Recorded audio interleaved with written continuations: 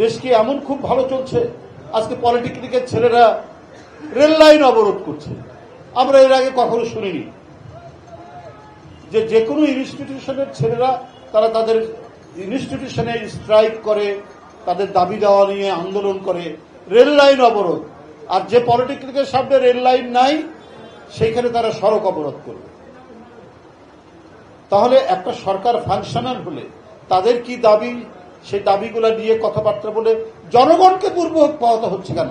কালকে 3.5 ঘন্টা লেগেছে এই পার্টি অফিস থেকে আমার বাসায় যেতে, যেখানে 30 মিনিট লাগার কথা না। তাহলে এই বিষয়গুলো হচ্ছে কেন? এইটা কোনো সরকার এইভাবে পরিচালিত হয় না।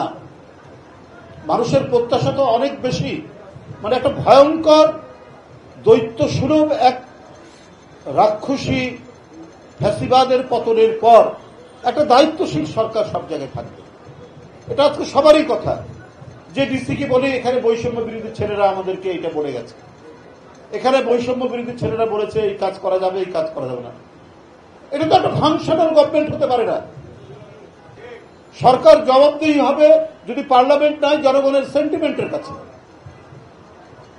এখন বৈষম্য বিরোধী ছাত্রদের অবদানকে আমরা স্বীকার করি, কিন্তু এইটা যদি এইরকম হয় যে তাদের কথাই প্রশাসন চলবে, সমস্ত সরকারি কর্মকাণ্ড হবে, এইটাকে বলবে নৈরাজ্য। এটা যে দেশে নৈরাজ্য চলে সেই দেশে এটা এই ধরনের ঘটনা হয়। এই নৈরাজ্য কেন হবে?